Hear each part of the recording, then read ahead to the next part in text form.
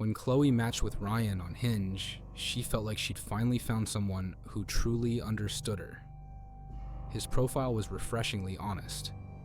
Photos of him reading at coffee shops, hiking alone, even one of him crying at what looked like a movie theater. His bio read, "Introvert learning to be vulnerable. Love deep conversations, quiet moments, and people who aren't afraid to show their real selves." His first message hit her like a lightning bolt. "I saw your post about struggling with anxiety.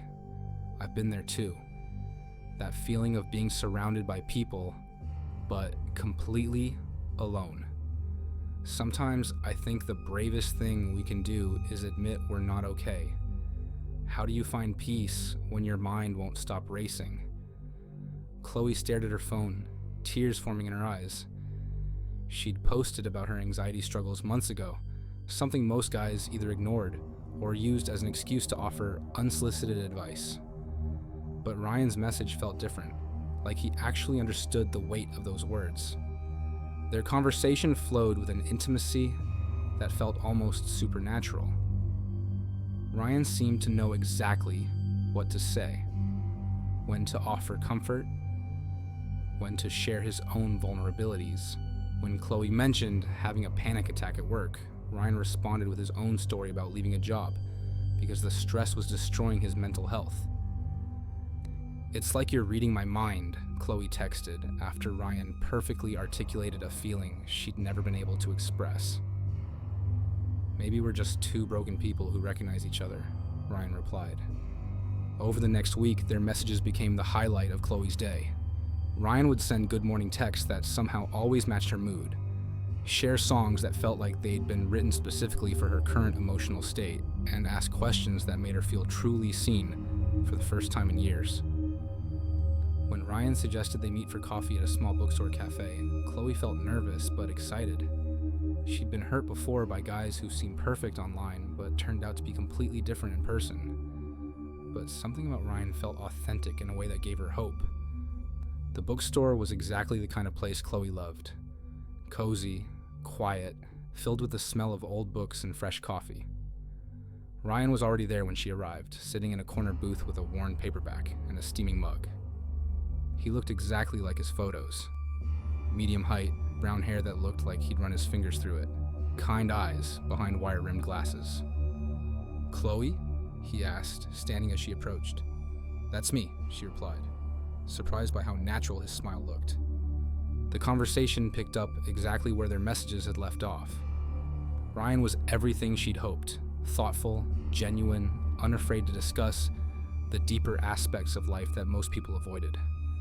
When Chloe mentioned struggling with imposter syndrome at her graphic design job, Ryan nodded with understanding.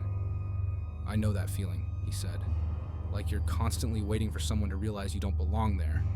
I've felt that way my entire life." "Exactly," Chloe said, feeling that familiar spark of recognition. "It's like you're performing a version of yourself that you think people want to see." "But what if we didn't have to perform?" Ryan asked, leaning forward slightly. "What if we could just be ourselves, completely and honestly?" 2 hours passed, without either of them noticing. When Ryan suggested they walk through the nearby park, Chloe eagerly agreed. As they strolled along tree-lined paths, their conversation deepened even further. Ryan shared stories about his childhood, his struggles with depression, his fear that he'd never find someone who truly understood him. "I've been on so many dates where I felt like I was speaking a different language," Ryan said as they sat on a bench overlooking a small pond. "Like I was too intense, too emotional, too much. But with you, I feel like I can finally breathe." Chloe felt tears prick her eyes. "I know exactly what you mean. I've always felt like I was too sensitive, too anxious, too broken for anyone to really love." "You're not broken," Ryan said softly, reaching over to touch her hand. "You're just real in a world full of people pretending to be okay." As the afternoon sun began to set, Chloe found herself hoping this wouldn't be their last date. Ryan was everything she'd been searching for.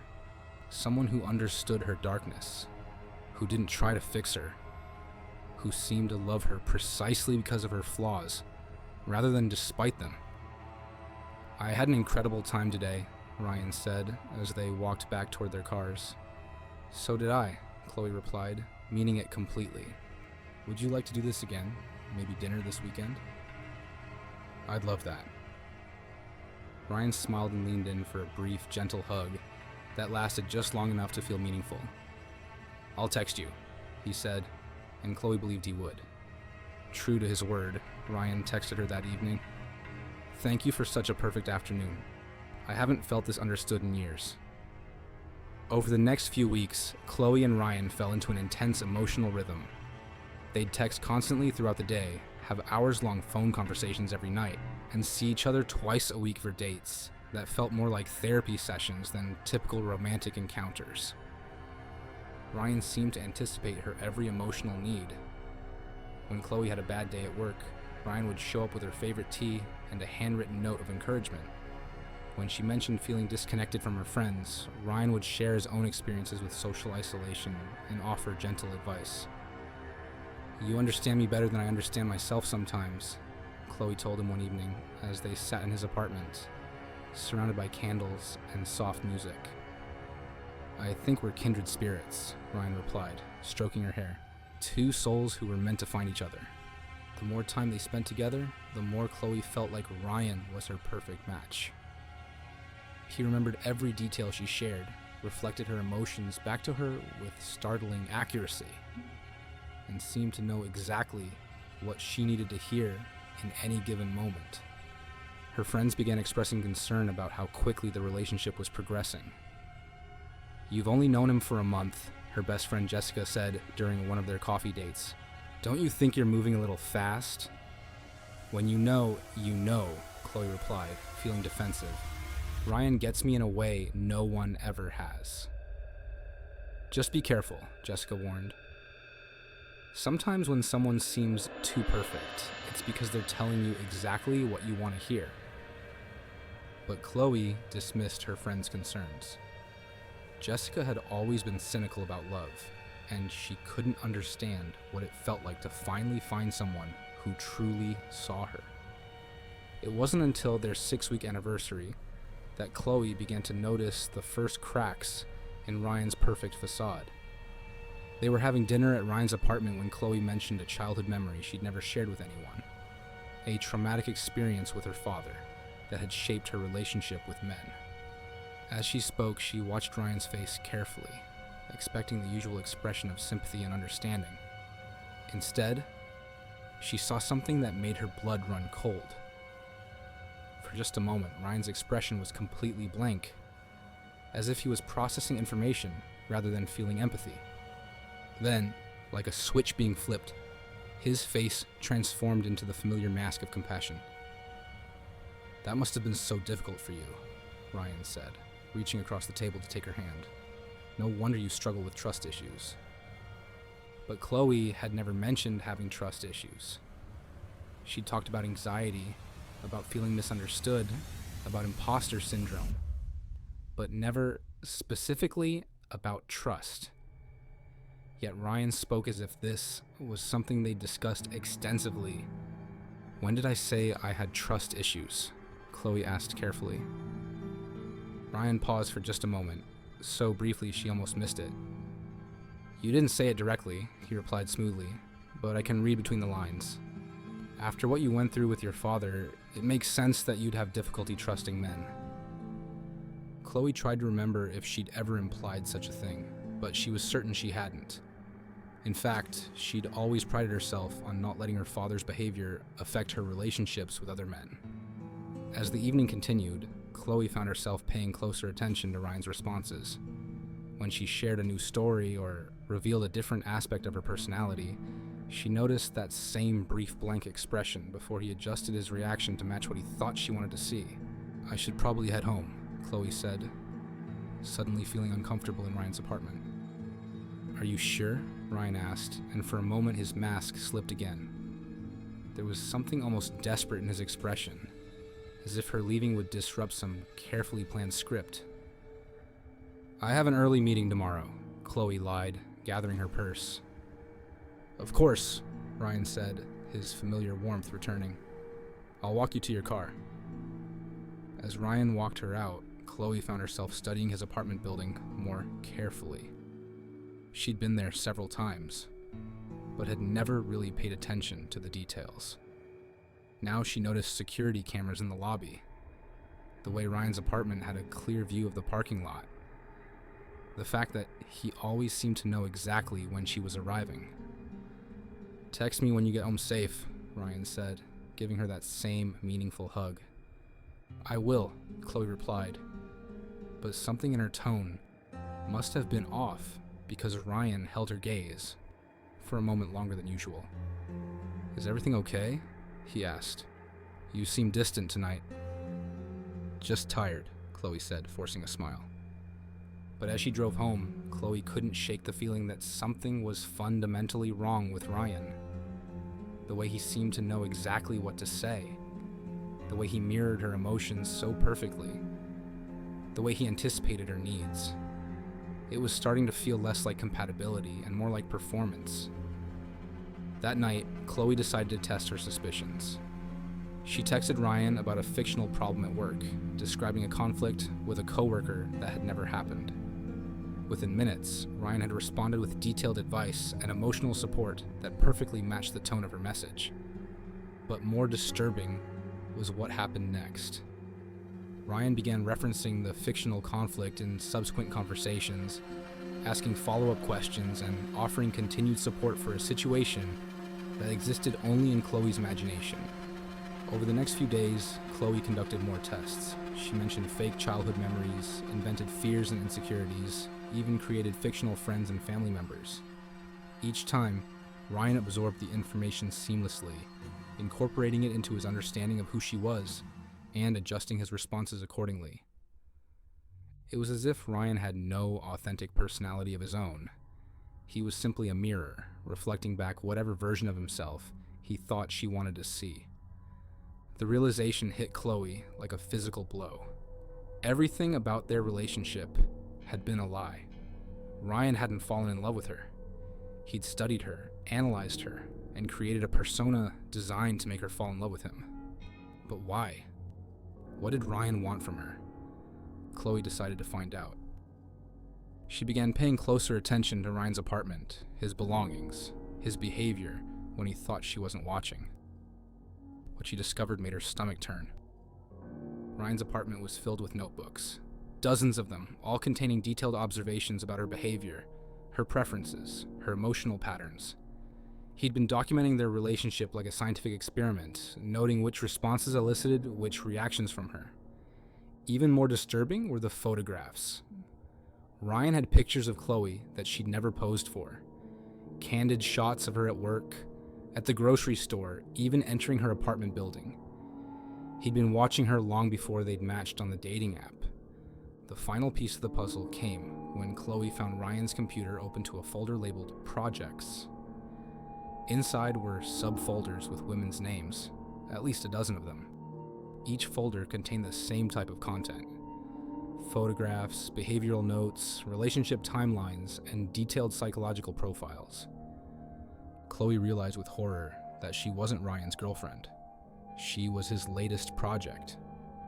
He was some kind of predator who studied women, created fake personas to manipulate them. And then... what? What happened to the other women in those folders? As Chloe stared at the computer screen, she heard Ryan's key in the front door. He was supposed to be at work for another 2 hours, but apparently his schedule had changed. Chloe, Ryan called out.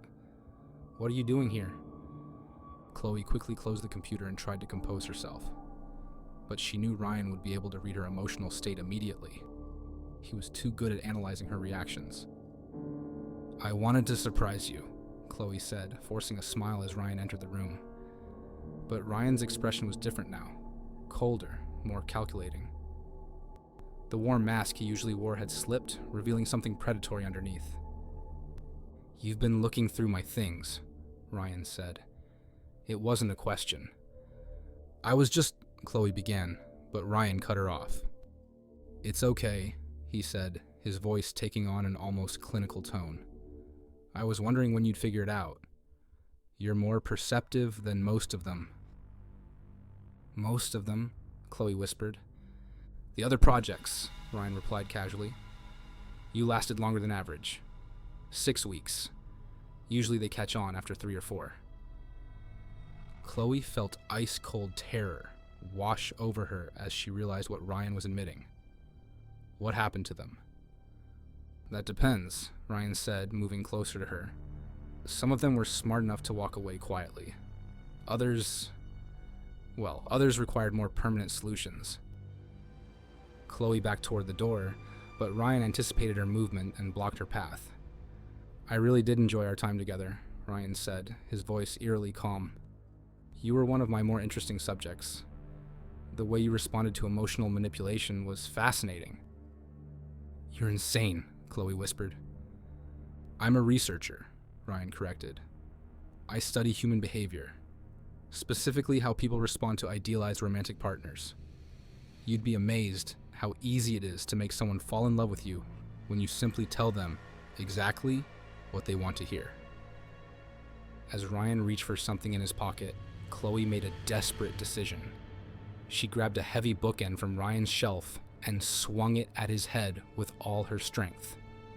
The impact sent Ryan stumbling backward, blood streaming from his temple. Chloe didn't wait to see how badly he was hurt.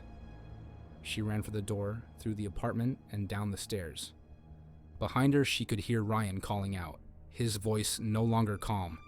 "Chloe, you don't understand. This was just research. You were helping advance human knowledge." Chloe burst out of the building and ran to her car, her hands shaking so badly she could barely get the key in the ignition. As she drove away, she saw Ryan appear in his apartment window, still holding whatever he'd been reaching for in his pocket. She drove straight to the police station, where she filed a report and turned over all the evidence she'd discovered. The officers took her statement seriously, especially when she described the folders full of other women's information. "We'll need to get a warrant to search his apartment," one detective explained, "but based on what you've told us, we have grounds for charges of stalking and harassment." When police searched Ryan's apartment the next day, they found evidence linking him to several missing persons cases. The notebooks contained detailed psychological profiles of dozens of women, along with notes about which manipulation techniques had been most effective on each subject. Ryan was never found. By the time police arrived at his apartment, he'd disappeared, leaving behind only his research and a note that read, "The experiment continues elsewhere." Chloe spent months in therapy, trying to process how completely she'd been manipulated. The man she'd thought understood her better than anyone had simply been reflecting her own words and emotions back at her, creating the illusion of perfect compatibility. "The scariest part," Chloe told her therapist, "is how much I wanted to believe it was real. Even knowing what he was doing, part of me still misses feeling that understood." She never used dating apps again, and she never forgot the lesson that sometimes the most dangerous predators are the ones who seem to understand us perfectly. They study our vulnerabilities with scientific precision, creating mirrors that reflect our deepest desires back at us until we fall in love with our own reflection. When Lauren matched with Marcus on Bumble, she was immediately struck by how different his profile seemed from the usual collection of gym selfies and party photos. His pictures showed him volunteering at a homeless shelter, reading to children at what looked like a library, and standing beside a medical mission van. His bio was simple but powerful. Emergency room nurse and volunteer medic. Believe everyone deserves compassion and care. Looking for someone who wants to make the world better together. His first message arrived during one of the worst weeks of Lauren's life. She'd just been laid off from her marketing job, her landlord had raised her rent, and her anxiety medication had stopped working effectively. Marcus's message felt like a lifeline. "I saw in your profile that you volunteer at the animal shelter. It takes a special heart to care for creatures who can't speak for themselves. In my work, I see how much healing happens when someone just shows up with kindness. How do you find hope when everything feels overwhelming?" Lauren stared at her phone, tears forming in her eyes. She hadn't mentioned feeling overwhelmed anywhere in her profile, but somehow Marcus had intuited exactly what she needed to hear. His message felt like he could see straight through to her struggling soul. Their conversation flowed with an intimacy that felt almost mystical. Marcus seemed to understand not just what Lauren was going through, but exactly how to help her process it. When she mentioned her job loss, he responded with his own story about being fired from a previous hospital position for advocating too strongly for a patient. "Sometimes doing the right thing costs us," Marcus wrote, "but I'd rather lose a job than lose my integrity. You'll find something better. Someone with your compassion always does." Over the next week, Marcus became Lauren's emotional anchor.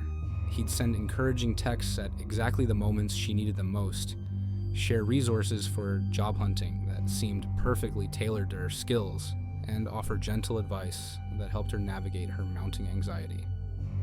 "It's like you have a sixth sense for when I'm struggling," Lauren texted after Marcus called her during a particularly bad panic attack. "I've learned to recognize pain," Marcus replied.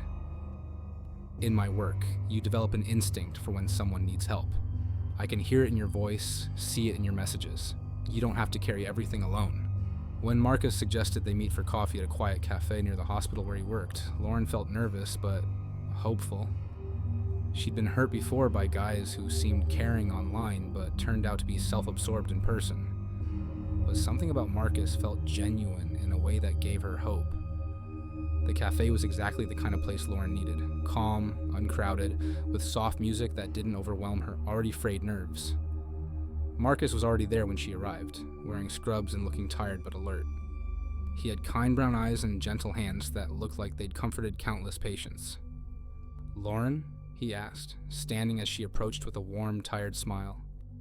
"That's me," she replied, immediately feeling some of her anxiety ease. The conversation picked up exactly where their messages had left off. Marcus was everything she'd hoped, genuinely caring, an excellent listener, completely focused on understanding her rather than impressing her. When Lauren mentioned struggling with panic attacks since losing her job, Marcus nodded with professional understanding. "Anxiety is your nervous system trying to protect you," he explained gently. "After a major life change, it's completely normal for your body to be on high alert. Have you been able to sleep?" "Not really," Lauren admitted. "I keep waking up at 3 a.m. with my heart racing." "That's textbook stress response," Marcus said. "Your cortisol levels are probably elevated. There are some natural techniques that might help. Breathing exercises, progressive muscle relaxation. I could teach you some if you like." 2 hours passed without Lauren noticing. When Marcus suggested they walk through the nearby park so he could show her some grounding techniques, she eagerly agreed. As they strolled along tree-lined paths, Marcus guided her through breathing exercises that actually seemed to calm her racing thoughts. "You're really good at this," Lauren observed, feeling more relaxed than she had in weeks. "I've had a lot of practice," Marcus replied. "In the ER, we see people at their most vulnerable moments. Learning to provide comfort is just as important as medical treatment." As the afternoon sun began to set, Lauren found herself hoping this wouldn't be their last date. Marcus was everything she'd been searching for. Someone who understood suffering, who knew how to help without trying to fix everything, who seemed genuinely committed to caring for others. "I had a wonderful time today," Marcus said as they walked back toward their cars. "So did I," Lauren replied, meaning it completely. "I feel calmer than I have in months. Would you like to do this again? Maybe I could cook dinner for you this weekend? I find cooking therapeutic, and I'd love to share that with you." Lauren felt a flutter of gratitude. "I'd love that." Marcus smiled and leaned in for a brief, gentle hug that felt like being wrapped in safety. "I'll text you my address," he said. True to his word, Marcus texted her that evening with his address and a sweet message. "Thank you for trusting me with your struggles today. You're stronger than you know." Over the next few weeks, Marcus became Lauren's lifeline. He'd check in on her multiple times a day, offering encouragement during job interviews, and practical advice for managing her anxiety. When Lauren mentioned running out of her medication, Marcus somehow knew exactly which pharmacy had the best prices, and even offered to pick it up for her. "You don't have to take care of me," Lauren protested, though she was deeply grateful for his help. "Taking care of people is what I do," Marcus replied. "And you're not just anyone. You're someone special who deserves support." The more time they spent together, the more dependent Lauren became on Marcus's guidance. He seemed to know exactly what she needed before she even asked, bringing her favorite tea when she was stressed, suggesting job opportunities that perfectly matched her skills, even knowing when she needed space versus when she needed comfort. Her friends began expressing concern about how much she relied on Marcus. "You seem to revolve your entire schedule around him," her best friend Emma said during one of their coffee dates. "What did you do before you met him?" "I was falling apart," Lauren replied honestly. "Marcus saved me from a really dark place." "Just make sure you're not losing yourself in the process," Emma warned. "Healthy relationships should make you stronger, not more dependent." But Lauren felt like Marcus was making her stronger. He was teaching her coping strategies, helping her navigate her mental health, supporting her through the most difficult period of her life. When Marcus suggested she move in with him to save money while job hunting, Lauren was tempted. "You're spending so much on rent when you could be focusing on healing," Marcus said. "I have plenty of space, and I'd love to take care of you properly." Lauren was touched by his generosity, though something held her back from making such a big step. She'd worked hard to maintain her independence, and moving in with someone after only a month felt rushed. It wasn't until their 6-week anniversary that Lauren began to feel the first real stirrings of unease. Marcus had planned a special evening. Dinner at his apartment, followed by what he called a surprise that will help with your healing journey. When Lauren arrived at his place, she was struck by how clinical it felt. Everything was perfectly organized, almost sterile, like a medical facility rather than a home.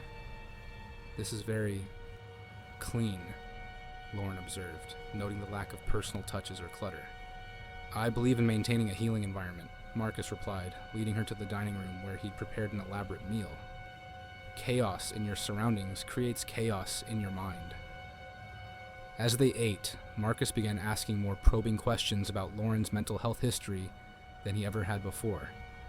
He wanted to know about her childhood trauma, her previous therapy experiences, her family's history of mental illness. "I'm just trying to understand you completely," Marcus explained when Lauren seemed hesitant to share such personal details. "The more I know about your psychological landscape, the better I can support you." Something about his clinical language made Lauren uncomfortable. Marcus was talking about her like she was a patient rather than a girlfriend, analyzing her responses with professional detachment. "I appreciate your concern," Lauren said carefully, "but I'm not your patient. I'm your girlfriend."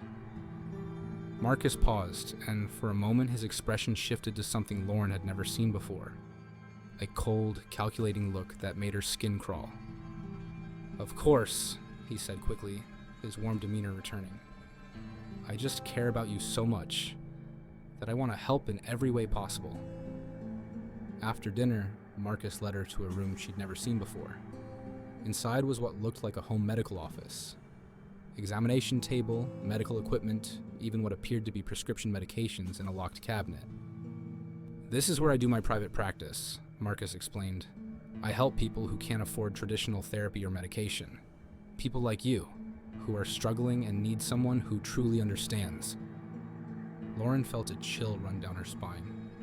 "You're not a licensed therapist, are you?" "I don't need a license to help people," Marcus replied, his voice taking on that clinical tone again. "I have years of experience, and I've helped dozens of women work through their trauma and dependency issues." "Dependency issues," Lauren repeated, her anxiety spiking. "It's nothing to be ashamed of," Marcus said, moving closer to her. "You came to me broken, desperate for someone to take care of you. I've been gradually helping you become more dependent on me, so I can provide the structure you need to heal." Lauren's blood ran cold as she realized what Marcus was saying. He hadn't been helping her heal, he'd been deliberately making her more dependent on him, more isolated from her support system, more reliant on his guidance for every aspect of her life. The job rejections, Lauren said, pieces falling into place. You've been sabotaging my interviews, haven't you? Marcus smiled, and it was the most terrifying expression Lauren had ever seen. I've been protecting you from situations that would cause you stress. You're not ready for the working world yet. You need more time to heal under my guidance. You're insane, Lauren whispered, backing toward the door. I'm a healer, Marcus corrected. I find broken women and give them the care they desperately need. You were suicidal when I found you, Lauren. Without me, you'd probably be dead by now. Lauren realized with horror that Marcus had been systematically destroying her independence, while positioning himself as her savior. The medication he'd helped her get was probably keeping her dependent and foggy. The job opportunities he'd suggested were likely fake or sabotaged. Even her panic attacks might have been triggered by something he was giving her. I need to leave, Lauren said, her voice shaking. I'm afraid that's not possible, Marcus replied calmly. You're not well enough to be on your own yet. But don't worry, I have everything you need right here.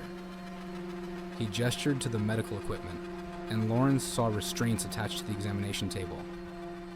She realized that Marcus's private practice wasn't about helping people. It was about keeping them captive under the guise of medical care. How many women have you helped? Lauren asked, stalling for time, while she looked for an escape route. Dozens, Marcus said proudly.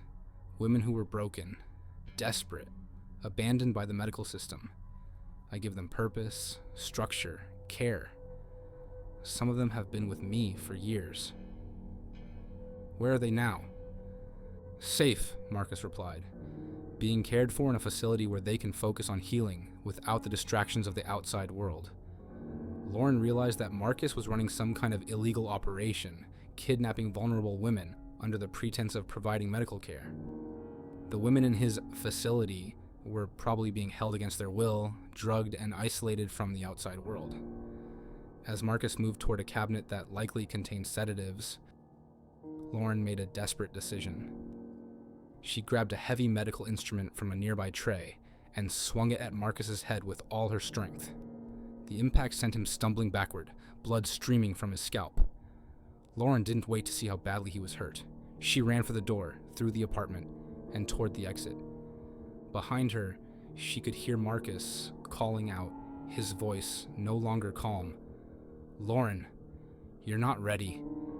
You need me.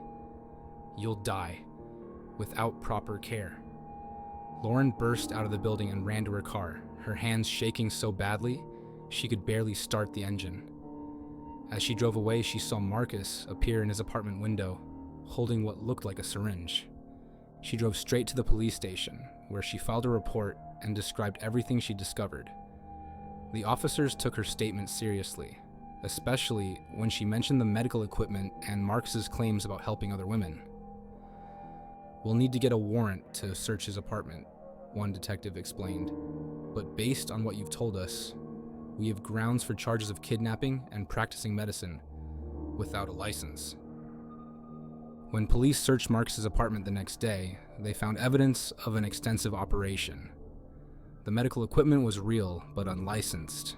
The medications were stolen from hospitals, and hidden files contained information about dozens of women Marcus had treated over the years.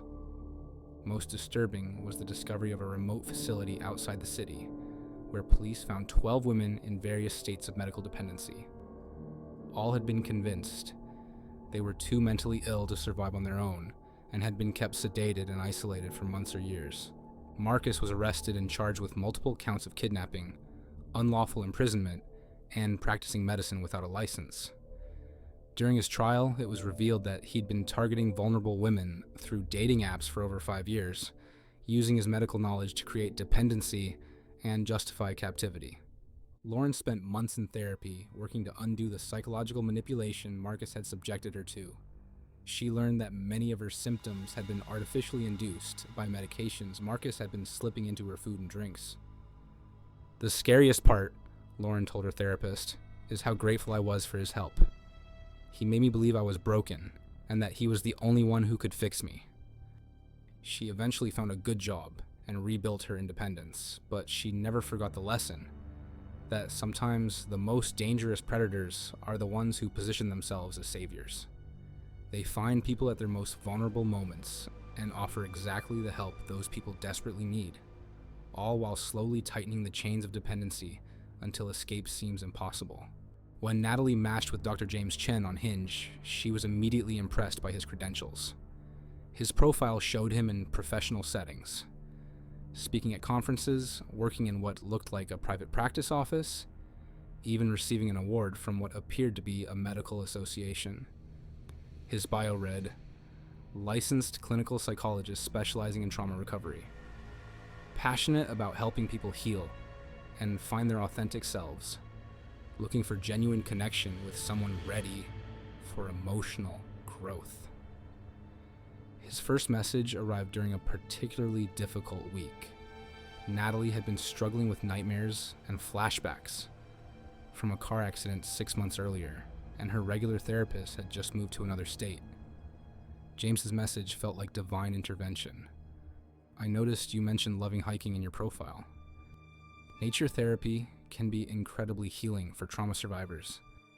Sometimes our minds need the peace of the outdoors to process what we can't handle indoors. How has spending time in nature helped you cope with difficult experiences?" Natalie stared at her phone in amazement. She hadn't mentioned trauma anywhere in her profile, but somehow James had intuited exactly what she was going through. His message felt like he could see straight through to her wounded soul. Their conversation flowed with a depth that felt almost therapeutic. James seemed to understand not just what Natalie was experiencing, but exactly how to help her process it. When she mentioned her nightmares, he responded with professional insight about PTSD and trauma recovery. "Nightmares are your brain's way of trying to process the unprocessed," James wrote. "They're actually a sign that your mind is working toward healing, even though they feel terrifying. Have you tried any grounding techniques when you wake up?" Over the next week, James became Natalie's emotional lifeline. He'd send thoughtful messages about trauma recovery, share articles about healing techniques, and offer gentle guidance that seemed to ease her symptoms. When Natalie mentioned having a panic attack at the grocery store, James responded with a detailed explanation of how trauma affects the nervous system. "Your brain is stuck in survival mode," he explained. "Every unexpected sound or movement triggers your fight or flight response because your nervous system hasn't learned that the danger is over. This is completely normal and treatable." When James suggested they meet for coffee to discuss her healing journey in person, Natalie felt hopeful for the first time in months. She'd been struggling to find a new therapist, and here was someone who seemed to understand her trauma better than anyone she'd ever spoken to. The cafe James chose was quiet and calming, with soft lighting and comfortable seating that felt more like a therapy office than a typical coffee shop. James was already there when she arrived, wearing a professional blazer and carrying a leather portfolio that gave him an air of authority. "Natalie?" he asked, standing with a warm, professional smile. "That's me," she replied, immediately feeling some of her anxiety ease in his presence. The conversation picked up exactly where their messages had left off, but now James's responses felt even more therapeutic. He asked probing questions about her trauma, her coping mechanisms, her support system. When Natalie described her accident in detail, James listened with the focused attention of a trained professional. "You're exhibiting classic symptoms of acute stress disorder transitioning to PTSD," James observed. "The intrusive thoughts, the hypervigilance, the avoidance behaviors, these are all textbook responses to vehicular trauma. Have you considered EMDR therapy?" "I don't even know what that is," Natalie admitted. "Eye movement desensitization and reprocessing," James explained. "It's one of the most effective treatments for trauma. I specialize in it, actually." The way it works is fascinating. We use bilateral stimulation to help your brain reprocess traumatic memories. 2 hours passed without Natalie noticing. When James suggested they walk through the nearby park so he could demonstrate some grounding techniques, she eagerly agreed. As they strolled along tree-lined paths, James guided her through breathing exercises and mindfulness practices that actually seemed to calm her racing thoughts. "You're really helping me," Natalie said, feeling more centered than she had in months. "That's what I do," James replied with professional warmth. "Healing is possible, Natalie. You just need the right guidance." As the afternoon sun began to set, Natalie found herself hoping this wouldn't be their last meeting. James was everything she'd been searching for. Someone who understood trauma, who knew how to help, who seemed genuinely committed to her healing. "I'd love to continue working with you," James said as they walked back toward their cars, "both personally and professionally. Would you be interested in some informal therapy sessions? I could help you process your trauma in a more structured way." "That sounds amazing," Natalie replied, feeling grateful beyond words. "But I probably can't afford your rates." "Don't worry about that," James said with a gentle smile. "Consider it pro bono work. Sometimes the universe puts people in our path for a reason." Over the next few weeks, James became both Natalie's romantic interest and her unofficial therapist. They'd have dinner dates that turned into therapy sessions, with James asking probing questions about her childhood, her relationships, her deepest fears and insecurities. "Tell me about your relationship with your father," James would say over wine, pulling out a small notebook to jot down her responses. "Why are you taking notes?" Natalie asked during one of their sessions. "Professional habit," James replied. "I want to make sure I remember everything so I can help you more effectively." The more time they spent together, the more dependent Natalie became on James's guidance. He seemed to know exactly what she needed to hear, which techniques would help her symptoms, even which medications might be beneficial. "I think you should consider anti-anxiety medication," James suggested after Natalie described a particularly bad week. "I can't prescribe it myself, but I know a psychiatrist who would be perfect for you." Her friends began expressing concern about how much she relied on James for emotional support. "You talk about him like he's your therapist, not your boyfriend," her best friend Sarah said during one of their coffee dates. "He is helping me heal," Natalie replied defensively. "I've made more progress in the past month than I did in 6 months of regular therapy." "Just make sure the relationship is balanced," Sarah warned. "It seems like you're always the patient and he's always the doctor." But Natalie felt like James was exactly what she needed. He was helping her understand her trauma, teaching her coping strategies, guiding her toward healing in ways no one else had been able to do. It wasn't until their 2-month anniversary that Natalie began to feel the first real stirrings of unease. James had invited her to his home office for what he called a more intensive therapy session. When she arrived at his house, she was impressed by how professional everything looked. Diplomas on the walls, psychology textbooks lining the shelves, even a proper therapy couch. "This is incredible," Natalie said, studying the diplomas more closely. "You went to Harvard?" "Among other places," James replied, leading her to the couch. "I believe in getting the best education possible when you're dealing with people's minds." As James began what felt like a formal therapy session, Natalie noticed something odd about his approach. His questions were becoming increasingly personal, probing into areas that felt invasive rather than therapeutic. "Tell me about your sexual history," James said, pen poised over his notebook. "Trauma often affects intimacy, and I need to understand your patterns." "Is that really necessary?" Natalie asked, feeling uncomfortable. "Everything is connected when it comes to trauma," James replied with professional authority. "Your sexual experiences, your relationship patterns, your attachment style, it all informs your healing process." As the session continued, James's questions became more intrusive. He wanted to know about her fantasies, her insecurities about her body, even her masturbation habits.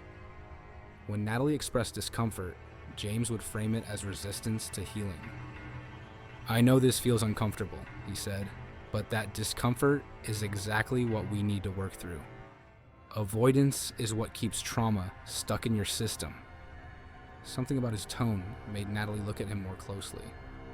There was an intensity in his expression that didn't feel therapeutic.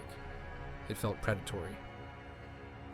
"I think I'd like to stop for today," Natalie said, standing up from the couch. "We're just getting to the breakthrough," James replied, not moving from his chair. "This is when the real healing happens. When you push through the resistance." But Natalie's instincts were telling her something was wrong. She walked over to examine James's diplomas more closely and realized they looked slightly off. The fonts were inconsistent. The seals looked photocopied rather than embossed. "James," she said carefully, "are these diplomas real?" James's expression shifted, and for a moment the professional mask slipped entirely. "Does it matter?" he asked. "I'm helping you, aren't I? You've made more progress with me than with any licensed therapist." Natalie felt ice-cold fear wash over her as she realized the truth. James wasn't a licensed psychologist. He was a predator who used fake credentials and psychological manipulation to gain access to vulnerable women. "You're not really a doctor," Natalie said, backing toward the door. "I'm better than a doctor," James replied, standing up and moving toward her. "Licensed therapists are bound by ethics and protocols. I can give you the kind of intensive, personal treatment you really need." Natalie realized with horror that everything about their relationship had been a lie.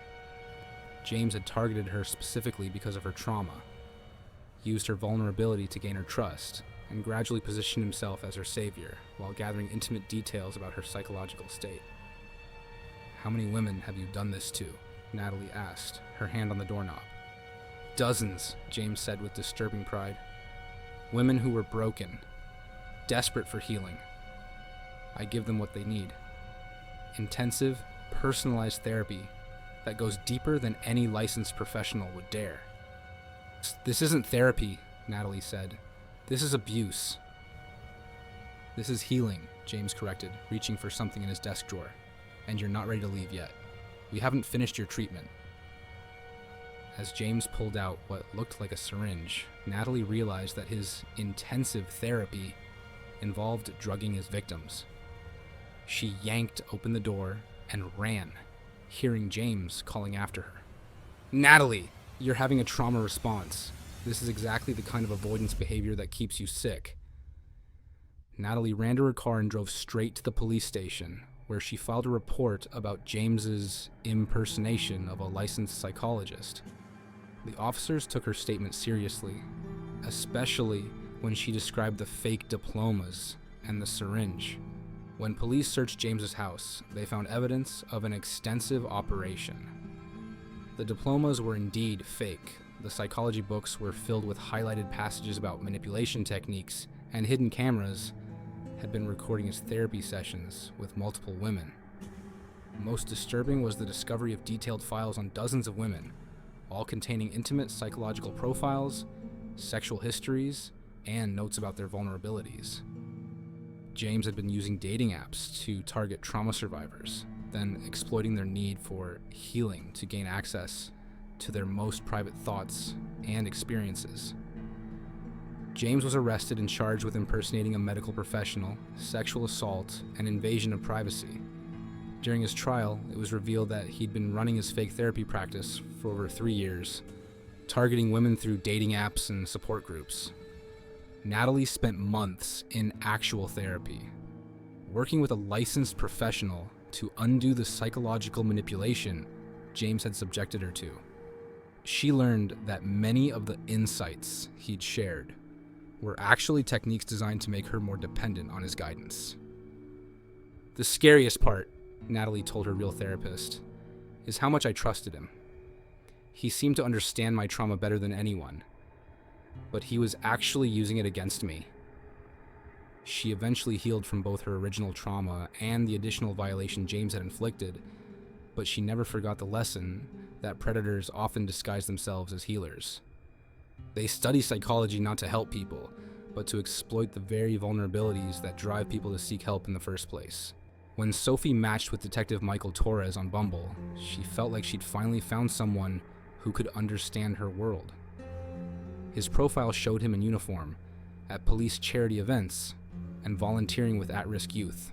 His bio read, "Homicide detective with 8 years on the force, dedicated to protecting those who can't protect themselves. Looking for someone who values honesty, loyalty, and making a difference." His first message arrived the day after Sophie had been followed home from work by a stranger, an incident that had left her shaken and paranoid. Michael's message felt like a guardian angel reaching out. "I saw you mention working late downtown in your profile. As someone who sees the dangers of this city every day, I hope you're staying safe out there. The world can be a scary place for women, especially ones as beautiful as you. Have you ever taken any self-defense classes?" Sophie stared at her phone, amazed by the timing.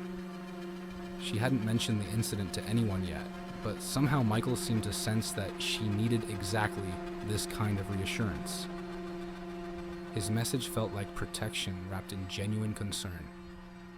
Their conversation flowed with an intensity that felt both romantic and reassuring.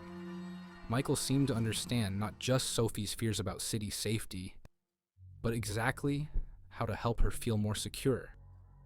When she mentioned walking alone at night, he responded with detailed advice about personal safety and situational awareness.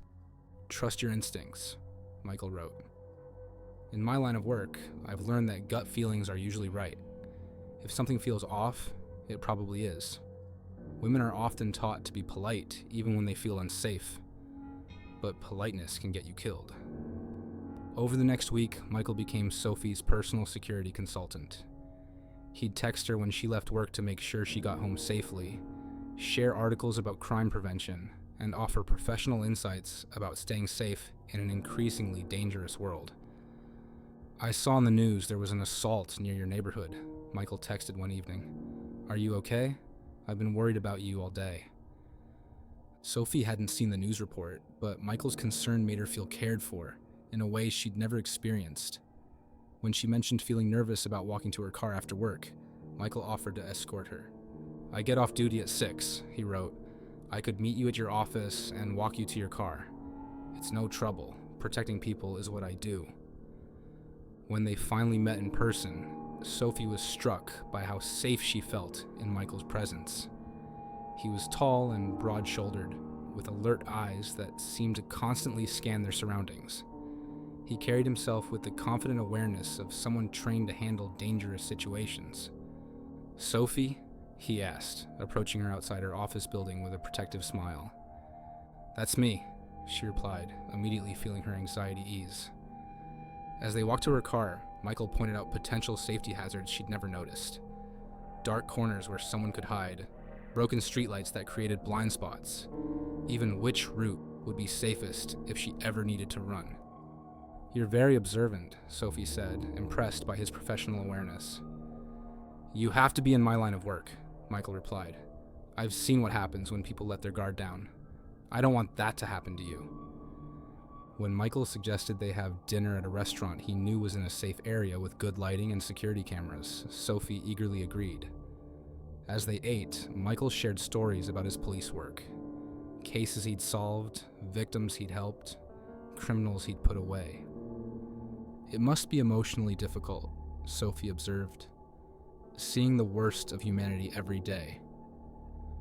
"It is," Michael admitted, "but it's worth it when you can protect innocent people.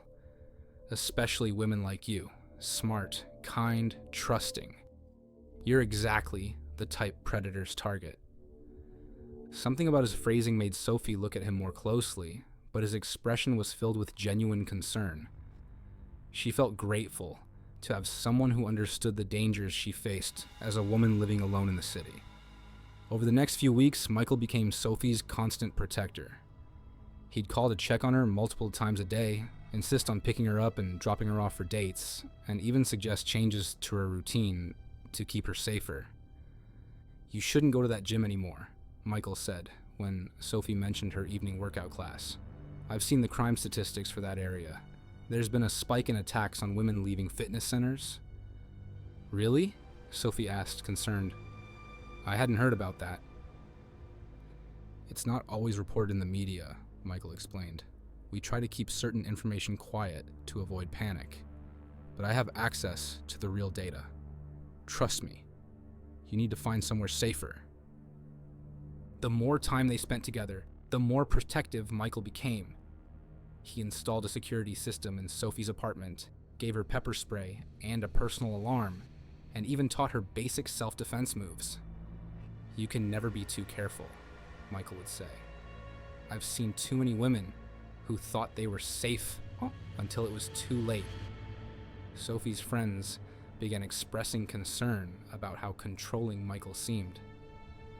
He's always telling you what to do and where to go, her best friend Lisa said during one of their coffee dates. That doesn't seem healthy. He's protecting me, Sophie replied defensively. You don't understand how dangerous this city really is. Michael sees it every day. Just make sure he's not making you more afraid than you need to be, Lisa warned. Sometimes people use fear to control others. But Sophie felt like Michael was keeping her alive. He prevented her from going to places where crimes later occurred, warned her about dangers she never would have noticed, and made her feel secure in a world that seemed increasingly threatening.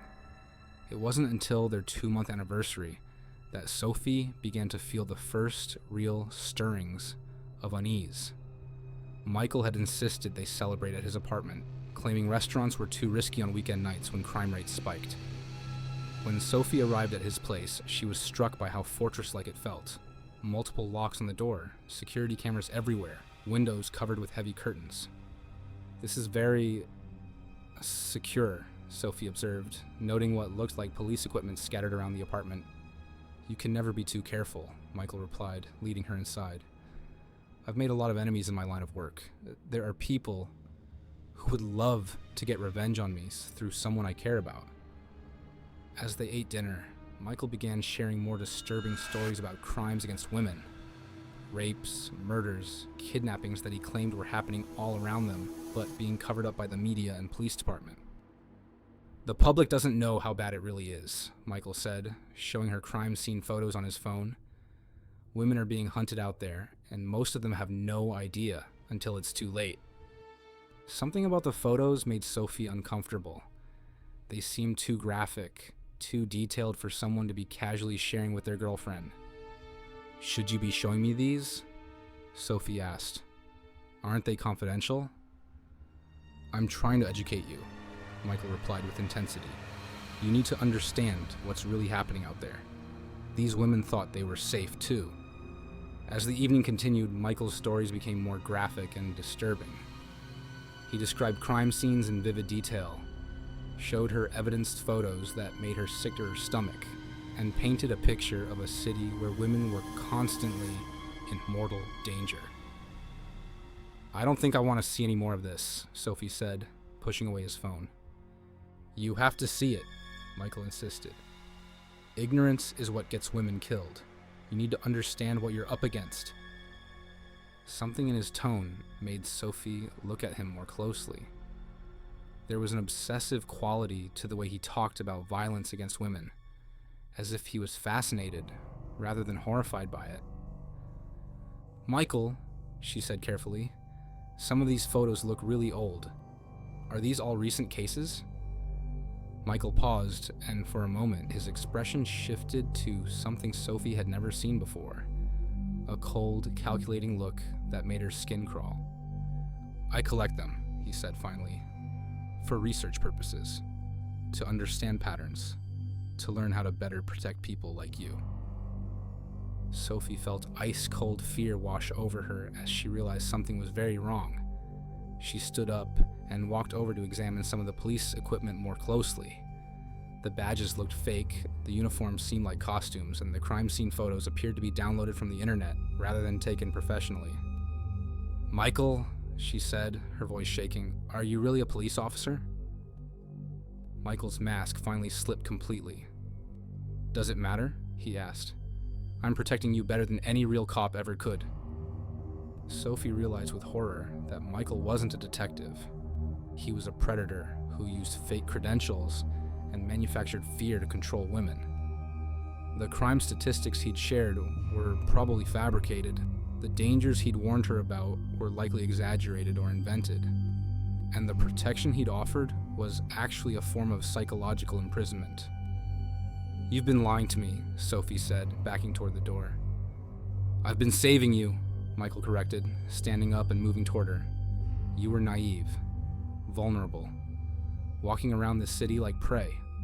I taught you to be careful, to be afraid, to depend on me for protection." "You made me afraid," Sophie realized. "You created the fear so you could be the solution." "Fear keeps you alive," Michael said, his voice taking on an almost religious fervor, "and I keep you safe. Without me, you'd already be dead." As Michael reached for something that looked like restraints, Sophie realized that his protection was actually captivity. He'd been systematically isolating her from friends, making her afraid to go anywhere alone, and positioning himself as her only source of safety. "How many women have you protected?" Sophie asked, stalling for time, while she looked for an escape route. "Dozens," Michael said proudly. "Women who were too trusting, too naive to survive on their own. I give them the fear they need to stay alive, and the protection they need to feel safe." "Where are they now?" "Safe," Michael replied, "in a place where no one can hurt them, where they don't have to worry about the dangers of the world." Sophie realized that Michael was running some kind of operation where he kidnapped women under the pretense of protecting them. The women he'd saved were probably being held captive somewhere, convinced they needed his protection to survive. As Michael moved closer with the restraints, Sophie made a desperate decision. She grabbed a heavy police trophy from a shelf and swung it at his head with all her strength. The impact sent Michael stumbling backward, blood streaming from his temple. Sophie didn't wait to see how badly he was hurt. She ran for the door, fumbling with the multiple locks while Michael called after her. "Sophie, you don't understand. It's dangerous out there. You need me." Sophie burst out of the building and ran to her car, her hands shaking so badly she could barely start the engine. As she drove away, she saw Michael appear in his apartment window, still holding the restraints. She drove straight to the real police station, where she filed a report about Michael's impersonation of a police officer. The officers took her statement seriously, especially when she described the fake equipment and the restraints. When police searched Michael's apartment, they found evidence of an extensive operation. The police credentials were indeed fake. The crime scene photos were downloaded from public databases, and hidden files contained detailed profiles of dozens of women he'd been protecting. Most disturbing was the discovery of a remote location where police found 8 women in various states of psychological dependency. All had been convinced they were too vulnerable to survive in the outside world, and had been kept isolated and afraid for months or years. Michael was arrested and charged with multiple counts of kidnapping, impersonating a police officer, and unlawful imprisonment. During his trial, it was revealed that he'd been targeting women through dating apps for over 4 years, using manufactured fear and fake authority to gain control over their lives. Sophie spent months in therapy, working to overcome both the trauma Michael had inflicted and the artificial fears he'd instilled in her. She learned that many of the dangers he'd warned her about were either greatly exaggerated or completely fabricated. "The scariest part," Sophie told her therapist, "is how grateful I was for his protection. He made me believe the world was so dangerous that I needed him to survive." She eventually rebuilt her confidence and independence, but she never forgot the lesson that sometimes the most dangerous predators are the ones who position themselves as protectors. They create the very fears they claim to shield us from, then offer themselves as the only solution to dangers that exist primarily in their own twisted minds. When Ashley matched with Professor David Hartwell on Hinge, she was immediately impressed by his intellectual profile. His photos showed him lecturing at universities, speaking at academic conferences, and surrounded by towering bookshelves in what looked like a prestigious office. His bio read, "Philosophy professor and published author." passionate about expanding minds and exploring life's deepest questions, seeking someone curious about growth, learning, and becoming their highest self. His first message arrived during Ashley's quarter-life crisis. At 24, she felt lost in her entry-level marketing job, questioning whether she was wasting her potential on meaningless corporate work. David's message felt like a beacon of intellectual salvation. I noticed you mentioned feeling unfulfilled in your current career path. Socrates said the unexamined life is not worth living. Sometimes our souls cry out for deeper meaning when we're trapped in pursuits that don't align with our true purpose. What does your authentic self long to create in this world? Ashley stared at her phone, amazed by the depth of his question. No one had ever asked her about her authentic self or her soul's purpose. David's message felt like he could see the intellectual hunger she'd been suppressing since college. Their conversation flowed with a sophistication that made Ashley feel like she was finally being challenged mentally. David seemed to understand not just her career dissatisfaction, but her deeper yearning for meaning and intellectual growth. When she mentioned feeling like her college education had been wasted, he responded with profound insights about the nature of learning and self-actualization. Education isn't about degrees or job titles, David wrote. It's about awakening the mind to its infinite potential. You have a brilliant intellect that's being stifled by conventional expectations. The question is, are you brave enough to pursue true knowledge? Over the next week, David became Ashley's intellectual mentor. He'd send her philosophical quotes that seemed perfectly timed to her emotional state, recommend books that opened her mind to new possibilities, and engage her in deep conversations about consciousness, purpose, and human potential. I've never met anyone who thinks as deeply as you do, Ashley texted after a particularly profound exchange about existentialism. Most people are content with surface-level existence, David replied, but you're different. I can sense your hunger for truth, for meaning beyond the mundane. You have the potential for greatness if you're willing to be guided toward it. When David suggested they meet for coffee to discuss her intellectual development in person, Ashley felt excited about the possibility of having a real mentor. She'd been craving intellectual stimulation since graduating, and here was someone who seemed to see her potential in ways no one else had. The cafe David chose was near the university where he claimed to teach, filled with students and academics engaged in animated discussions. David was already there when she arrived, wearing a tweed jacket and reading what looked like a dense, philosophical text. He had salt and pepper hair and intelligent eyes behind wire-rimmed glasses that gave him an air of scholarly authority.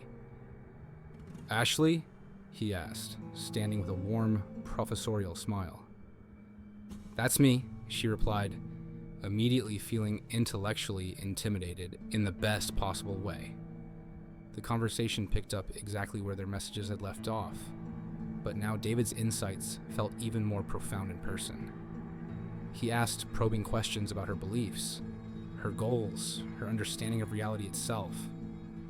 When Ashley mentioned feeling intellectually stagnant since college, David nodded with understanding. The traditional education system is designed to create conformity, not enlightenment, he explained. Real learning happens when you break free from conventional thinking and explore the deeper mysteries of existence. You have that capacity. I can see it in your eyes. 3 hours passed without Ashley noticing. When David suggested they continue their discussion at his private study, where he kept his most important books and research, she eagerly agreed. As they walked across campus, David pointed out architectural details and historical significance that made Ashley feel like she was getting a private university tour. "You really know this place well," Ashley observed, impressed by his knowledge. "I've been here for over a decade," David replied. "This institution has been my laboratory for understanding human consciousness and potential." David's study was exactly what Ashley had imagined a brilliant professor's office would look like. Floor-to-ceiling bookshelves, antique furniture, and walls covered with degrees and academic honors. The space felt like a temple to learning and intellectual achievement. "This is incredible," Ashley said, studying the impressive collection of philosophical texts. "You must have read everything." "Knowledge is infinite," David replied, pulling out a leather-bound journal. "But I've dedicated my life to understanding the fundamental questions of human existence, and I believe you have the potential to join me in that pursuit." As their intellectual relationship deepened over the following weeks, David began offering Ashley what he called advanced philosophical training. He'd assign her complex readings, engage her in Socratic dialogues, and gradually introduce her to what he described as higher levels of consciousness. "Most people operate at a basic level of awareness," David explained during one of their sessions. "But through proper guidance, the mind can be expanded to perceive reality in ways that transcend ordinary understanding." Ashley found herself becoming completely absorbed in David's teachings. She'd spend hours reading the books he recommended, analyzing the concepts he introduced, and trying to reach the elevated state of consciousness he described. Her friends began commenting on how much she'd changed. "You've become so serious," her best friend Emma said during one of their coffee dates. "All you talk about anymore is philosophy and consciousness. What happened to fun Ashley?"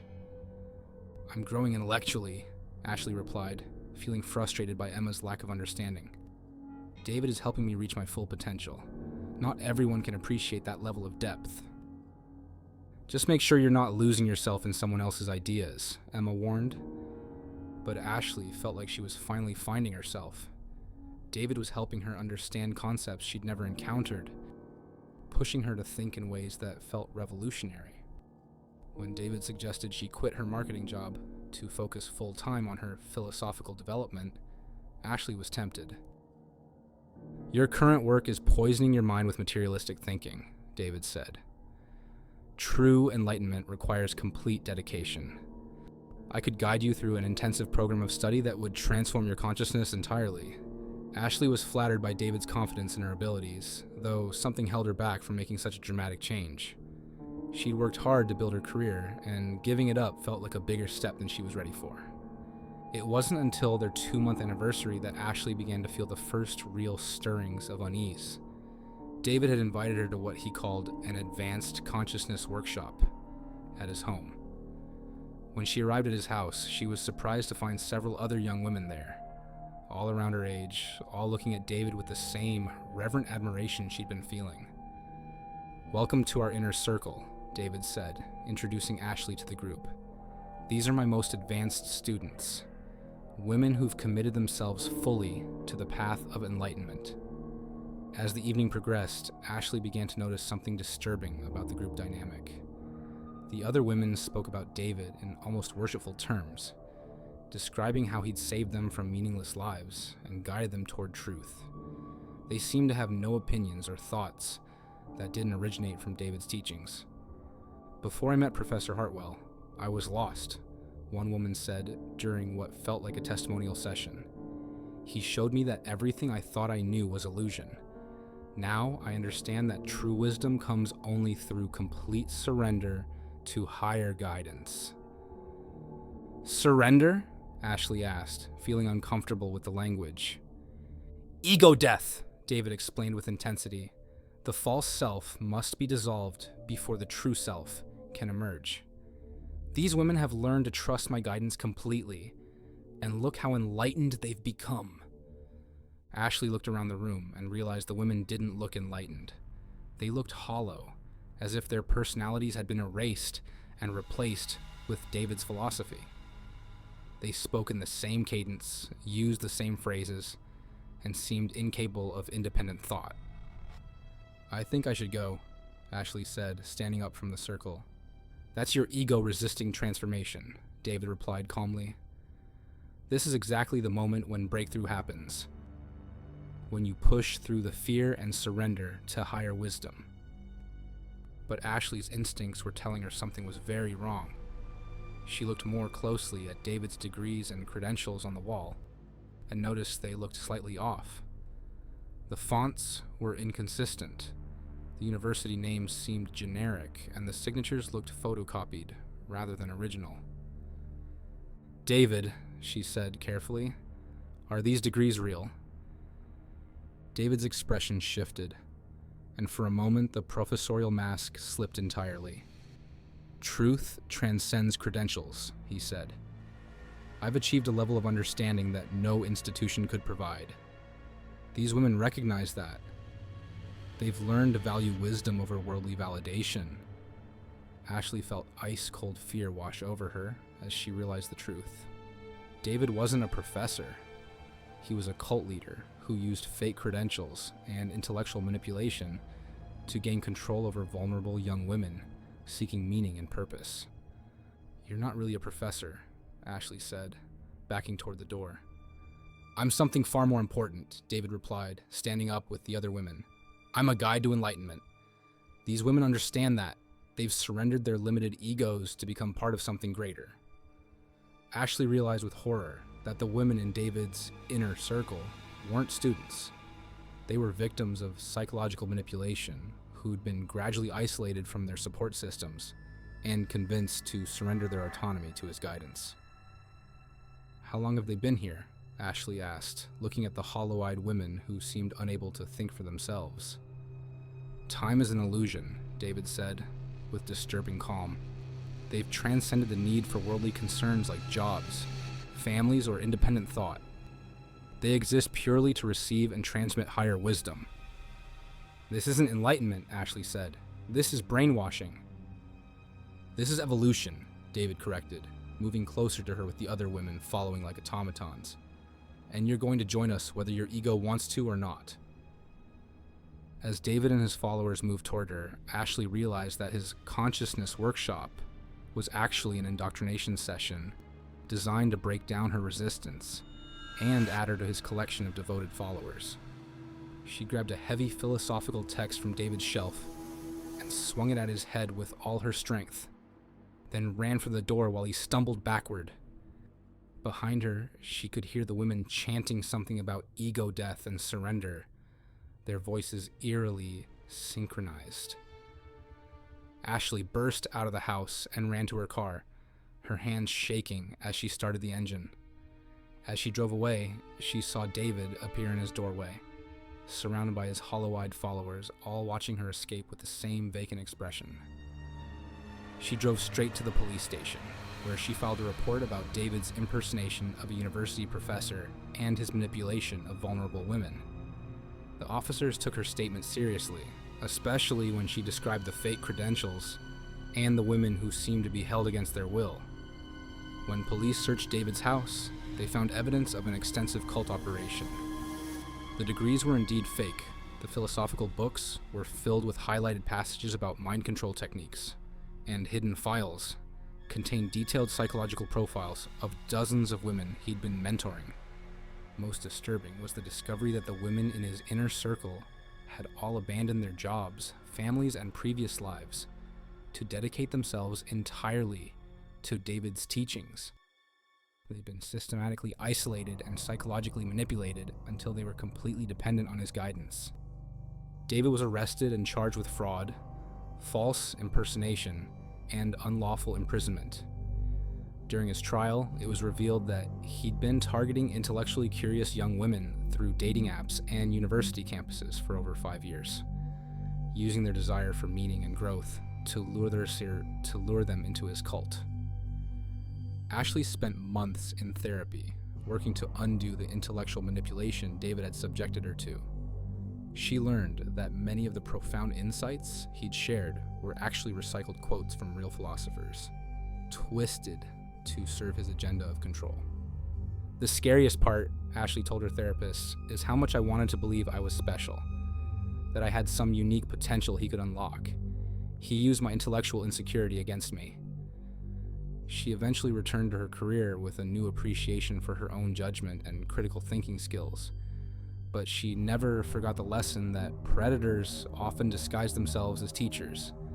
They find people hungry for knowledge and meaning, then offer themselves as the only path to enlightenment while systematically destroying their followers' ability to think independently. When Rebecca matched with Jonathan Sterling on Hinge, she was immediately drawn to his success-oriented profile. His photos showed him at upscale business events, standing next to luxury cars and shaking hands with what appeared to be important executives. His bio read, investment advisor and entrepreneur. Built my portfolio from nothing to 7 figures by age 30. Passionate about helping others achieve financial freedom. Looking for an ambitious partner ready to build wealth together. His first message arrived during Rebecca's most financially stressful period. She'd been struggling to pay off student loans while working as a teacher, watching her savings dwindle as rent prices soared. Jonathan's message felt like a lifeline. I noticed you mentioned being passionate about education in your profile. Teachers are the backbone of society, but criminally underpaid. I've helped several educators build investment portfolios that gave them the financial security they deserve. Have you ever considered what true financial freedom could look like for you? Rebecca stared at her phone, amazed by his insight. She'd been losing sleep over money, feeling trapped in a cycle of living paycheck to paycheck, despite having a master's degree. Jonathan's message felt like he understood her financial anxiety in a way no one else had. Their conversation flowed with a sophistication that made Rebecca feel like she was finally talking to someone who understood money and success. Jonathan seemed to know exactly how to help her envision a different financial future. When she mentioned her student loan debt, he responded with detailed strategies for debt consolidation and wealth building. Most people think linearly about money, Jonathan wrote. They trade time for dollars and wonder why they never get ahead. But wealth is built through leverage, compound interest, and strategic investments. You have the intelligence to understand these concepts. You just need the right guidance. Over the next week, Jonathan became Rebecca's financial mentor. He'd send her articles about investment strategies, share success stories of people who'd escaped financial stress, and offer insights about building wealth that seemed almost too good to be true. I started with nothing, Jonathan texted. Worked 3 jobs, lived in my car for 6 months, but I had a plan. Now I make more in a month than most people make in a year. The difference isn't luck, it's knowledge and strategy. When Jonathan suggested they meet for dinner at an upscale restaurant to discuss her financial goals, Rebecca felt excited about the possibility of finally getting expert advice. She'd been wanting to invest, but felt overwhelmed by the complexity of financial markets. The restaurant Jonathan chose was exactly the kind of place Rebecca had always felt too poor to afford. Jonathan was already seated when she arrived, wearing an expensive suit and checking what looked like a high-end smartwatch. He had the confident bearing of someone accustomed to success and luxury. "Rebecca?" he asked, standing with a polished smile. "That's me," she replied, immediately feeling underdressed despite wearing her best outfit. The conversation picked up exactly where their messages had left off, but now, Jonathan's financial expertise felt even more impressive in person. He ordered wine that cost more than Rebecca's weekly grocery budget and spoke casually about investment opportunities worth tens of thousands of dollars. Jonathan explained over appetizers, "The key to wealth building is understanding that money is just a tool. Most people are afraid of it, intimidated by it, but once you learn how it really works, you can make it work for you." 2 hours passed without Rebecca noticing. When Jonathan suggested they continue their discussion at his penthouse apartment, where he kept his investment research and could show her his portfolio performance, she eagerly agreed. Jonathan's apartment was a testament to financial success. Floor-to-ceiling windows overlooking the city, modern furniture that looked like it belonged in a magazine, and walls decorated with framed certificates and awards from financial institutions. "This is incredible," Rebecca said, studying what appeared to be investment performance charts showing massive returns. "This is what's possible when you understand the system," Jonathan replied, pulling out a leather portfolio filled with official-looking documents. "I've averaged 40% annual returns for the past 5 years. My clients have seen similar results." As their financial relationship deepened over the following weeks, Jonathan began offering Rebecca what he called exclusive investment opportunities. He'd show her detailed prospectuses for high-yield investments, explain complex financial strategies, and gradually introduce her to what he described as insider opportunities. "I have access to pre-IPO stocks, private equity deals, cryptocurrency ventures that aren't available to the general public, Jonathan explained during one of their sessions. The minimum investment is usually $50,000, but I could get you in for $10,000 because I believe in your potential. Rebecca found herself becoming completely absorbed in Jonathan's financial world.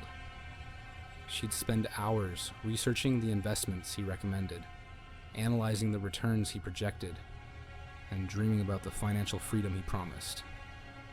Her friends began expressing concern about how much she talked about money. "You've become obsessed with get-rich-quick schemes," her best friend Sarah said during one of their coffee dates. "This Jonathan guy has you convinced you can make a fortune overnight." "It's not a scheme," Rebecca replied defensively. "Jonathan is a professional investor who's helping me build real wealth. Not everyone understands sophisticated financial strategies." "Just be careful," Sarah warned. "If it sounds too good to be true, it probably is." But Rebecca felt like Jonathan was offering her the key to escaping financial stress forever. He was teaching her concepts she'd never learned in school, showing her opportunities she never knew existed. When Jonathan suggested she liquidate her savings account to invest in a time-sensitive opportunity, Rebecca was tempted.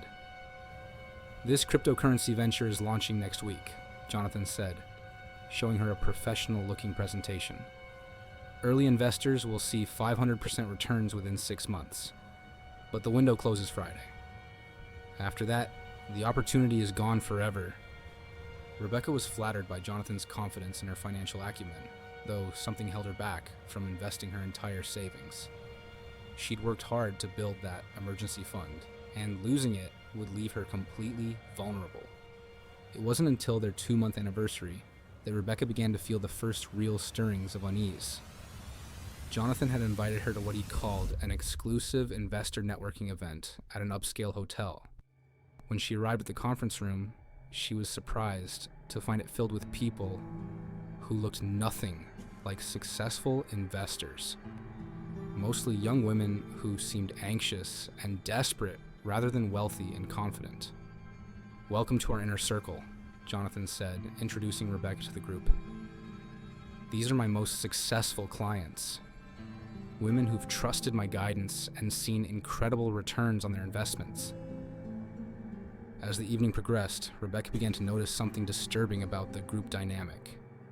The women spoke about Jonathan in almost worshipful terms, describing how he'd saved them from financial ruin and promised them wealth beyond their dreams. But when Rebecca asked about their actual returns, their answers were vague and evasive. "I invested everything I had 6 months ago," one woman said during what felt like a testimonial session. "Jonathan promised I'd see returns by now, but he says the market timing isn't quite right yet. I trust his expertise completely." "Everything you had?" Rebecca asked, feeling uncomfortable. "You have to be all in to see real results," Jonathan explained with intensity. "Half measures produce half results. These women understand that wealth requires total commitment." Rebecca looked around the room and realized the women didn't look wealthy. They looked desperate, as if they'd invested money they couldn't afford to lose, and were clinging to hope that Jonathan's promises would eventually pay off. "I think I should go," Rebecca said, standing up from her chair. "That's fear talking," Jonathan replied calmly. "Every successful investor faces moments of doubt. This is when you separate the winners from the losers. When you push through the fear and trust the process." But Rebecca's instincts were telling her something was very wrong. She looked more closely at Jonathan's investment certificates and awards on the walls, and noticed they looked slightly off. The company names seemed generic, the signatures looked photocopied, and some of the dates were inconsistent. "Jonathan," she said carefully, "are these certificates real?" Jonathan's expression shifted, and for a moment the polished mask slipped entirely. "Success transcends paperwork," he said. "I've achieved returns that no traditional advisor could provide. These women recognize that. They've learned to value results over credentials." Rebecca felt ice-cold fear wash over her as she realized the truth. Jonathan wasn't a successful investor. He was running a Ponzi scheme, using fake credentials and manufactured success stories to convince vulnerable women to give him their life savings. "You're not really an investment advisor," Rebecca said, backing toward the door. "I'm something better," Jonathan replied, standing up with the other women. "I'm a wealth creator. These women understand that. They've invested in their futures through me." Rebecca realized with horror that the women in Jonathan's inner circle weren't successful investors. They were victims of financial fraud who'd been gradually convinced to hand over their savings to fund Jonathan's lifestyle. "Where's their money?" Rebecca asked, looking at the desperate faces around her. "Invested in high-yield opportunities," Jonathan said with disturbing calm. "Returns take time to materialize. These women understand that patience is required for extraordinary gains." "This isn't investing," Rebecca said. "This is theft." "This is wealth building," Jonathan corrected, moving closer to her with the other women following. "And you're going to join us whether you understand it or not." As Jonathan and his victims moved toward her, Rebecca realized that his networking event was actually a pressure session designed to convince her to invest her savings in his fraudulent scheme. She grabbed her purse and ran for the door, pushing past the desperate women who seemed to be trying to stop her from leaving. Behind her, she could hear Jonathan calling out about missed opportunities and financial regret. Rebecca burst out of the hotel and ran to her car, her hands shaking as she started the engine. As she drove away, she saw Jonathan appear in the hotel entrance, still wearing his expensive suit, watching her escape with cold calculation. She drove straight to the police station, where she filed a report about Jonathan's investment fraud. The officers took her statement seriously, especially when she described the fake certificates and the desperate women who seemed to have lost their life savings. When police investigated Jonathan's operation, they found evidence of an extensive Ponzi scheme. The investment certificates were indeed fake. The performance charts were fabricated, and hidden records showed that Jonathan had been using new investors' money to fund his luxury lifestyle, while promising impossible returns. Most disturbing was the discovery that dozens of women had invested their entire savings with Jonathan, believing his promises of financial freedom. Many had liquidated retirement accounts, taken out loans, even mortgaged their homes to invest in his fraudulent opportunities. Jonathan was arrested and charged with securities fraud, wire fraud, and running an illegal investment scheme. During his trial, it was revealed that he'd been targeting financially vulnerable women through dating apps for over 3 years, using their desire for financial security to lure them into a scam. Rebecca spent months helping investigators track down other victims and testify about Jonathan's methods. She learned that none of the success stories he'd shared were real. They were all fabricated to create the illusion of legitimacy. "The scariest part," Rebecca told the prosecutor, "is how much I wanted to believe it was real. He made financial freedom seem so achievable, so close. I almost gave him everything." She eventually rebuilt her financial confidence through legitimate financial education, but she never forgot the lesson that predators often disguise themselves as saviors. They find people struggling with money and offer solutions that seem too good to be true, because they usually are. When Megan matched with Dr. Ethan Cross on Bumble, she was immediately drawn to his compassionate profile. His photos showed him in medical scrubs, volunteering at health clinics, and speaking at what appeared to be wellness conferences. His bio read, "Holistic physician specializing in chronic illness recovery. Believe in treating the whole person, not just symptoms. Passionate about helping people reclaim their health and vitality. Looking for someone who values wellness and natural healing." His first message arrived during one of Megan's worst flare-ups. She'd been battling chronic fatigue syndrome for 3 years, cycling through doctors who either dismissed her symptoms or offered treatments that barely helped. Ethan's message felt like divine intervention. "I noticed you mentioned loving yoga in your profile. As someone who works with chronic illness patients, I know how important gentle movement can be for healing. Many of my patients find that conventional medicine fails them because it treats symptoms rather than root causes. Have you explored any integrative approaches to wellness?" Megan stared at her phone, tears forming in her eyes. She hadn't mentioned being sick anywhere in her profile, but somehow Ethan had intuited exactly what she was going through. His message felt like he could see straight through to her suffering body and exhausted spirit. Their conversation flowed with a depth that felt almost therapeutic. Ethan seemed to understand not just what Megan was experiencing physically, but exactly how to help her process the emotional toll of chronic illness. When she mentioned her frustration with traditional doctors, he responded with compassionate insights about the limitations of conventional medicine. The medical establishment is designed to suppress symptoms, not promote true healing, Ethan wrote. Your body is trying to tell you something important, but most doctors aren't trained to listen. Real healing happens when we address the underlying imbalances that create disease. Over the next week, Ethan became Megan's beacon of hope. He'd send her articles about natural healing approaches, share success stories of patients who'd recovered from chronic illnesses, and offer gentle guidance that seemed to ease both her physical and emotional pain. I've seen patients with your exact symptoms make complete recoveries, Ethan texted. The key is understanding that your body has an innate wisdom. It knows how to heal itself when given the right support. You're not broken, Megan. You're just out of balance. When Ethan suggested they meet for herbal tea at a quiet cafe to discuss her healing journey, Megan felt hopeful for the first time in months. She'd been searching for a doctor who truly understood chronic illness, and here was someone who seemed to see her as a whole person rather than a collection of symptoms. The cafe Ethan chose was exactly the kind of place that felt healing. Plants everywhere, soft lighting, and the gentle sound of meditation music. Ethan was already there when she arrived, wearing a soft sweater and reading what looked like a medical journal.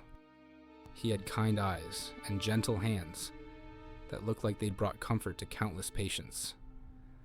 Megan? He asked, standing with a warm, healing smile. That's me, she replied, immediately feeling some of her chronic tension ease in his presence. The conversation picked up exactly where their messages had left off, but now Ethan's medical insights felt even more profound in person. He asked detailed questions about her symptoms, her medical history, her lifestyle, and stress levels. When Megan described her daily struggle with fatigue and pain, Ethan listened with the focused attention of someone who truly understood. Your symptoms are classic signs of systemic inflammation and adrenal dysfunction, Ethan explained gently. The conventional doctors you've seen probably ran standard blood tests and told you everything was normal, right? Exactly, Megan said, amazed by his accuracy. They made me feel like I was imagining everything.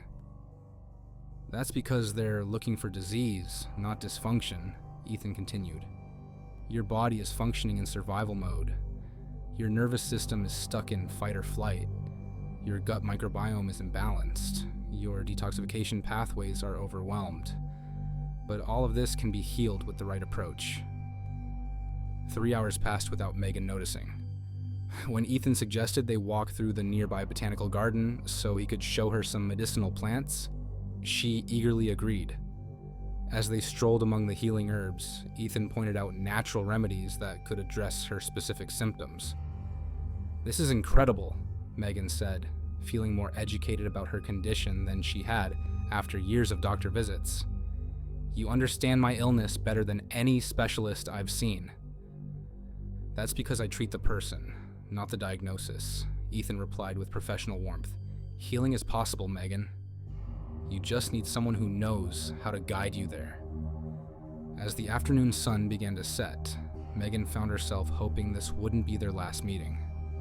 Ethan was everything she'd been searching for.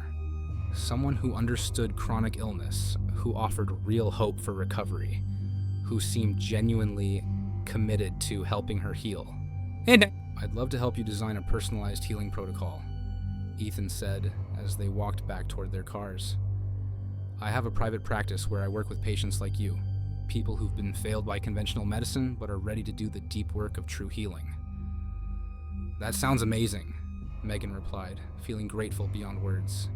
But I probably can't afford private practice rates. Don't worry about that, Ethan said with a gentle smile. Healing shouldn't be limited by finances. I offer sliding scale fees, for patients who are truly committed to their recovery. Over the next few weeks, Ethan became Megan's primary healthcare provider. He'd check in on her symptoms multiple times a day, adjust her supplement protocols based on her responses, and provide emotional support during difficult healing reactions. Remember, healing isn't linear, Ethan would remind her when she felt discouraged. Your body is releasing years of stored toxins and trauma. The temporary worsening of symptoms means the treatment is working. The more time they spent together, the more dependent Megan became on Ethan's guidance. He seemed to know exactly what her body needed before she even asked, recommending specific supplements, suggesting dietary changes, even knowing when she needed emotional support versus when she needed space. "I don't know what I'd do without you," Megan told him during one of their sessions. "You're the first person who's ever made me feel like recovery is possible." "That's because I see your true potential," Ethan replied. "Most people, including other doctors, see you as sick, but I see you as someone whose body is trying to return to perfect health." Her friends began expressing concern about how much she relied on Ethan for medical decisions. "You've stopped seeing all your other doctors," her best friend Kate said during one of their coffee dates. "Don't you think you should get a second opinion on some of these treatments?" "Ethan is more qualified than any conventional doctor," Megan replied defensively. "He's helping me address the root causes, instead of just masking symptoms with pharmaceuticals." "Just make sure you're not putting all your eggs in one basket," Kate warned. "What if his treatments don't work?" But Megan felt like Ethan's treatments were already working. She was learning about her body in ways no doctor had ever taught her, understanding the complex connections between her symptoms, and feeling hopeful about recovery for the first time in years. It wasn't until their 2-month anniversary that Megan began to feel the first real stirrings of unease. Ethan had invited her to what he called an intensive healing retreat at his private clinic. When she arrived at the address he'd given her, she was surprised to find it was a converted warehouse in an industrial area rather than a medical facility. "This is very alternative," Megan observed, noting the lack of any medical signage or licensing information. "Healing happens outside the constraints of the medical establishment," Ethan replied, leading her inside. "True medicine doesn't need bureaucratic approval. It needs only the wisdom of nature and the commitment of the patient." Inside, Megan found several other women in various stages of what Ethan called healing crises. They looked pale, thin, and exhausted. Much sicker than when she'd first met some of them at Ethan's group sessions weeks earlier. "How are you feeling?"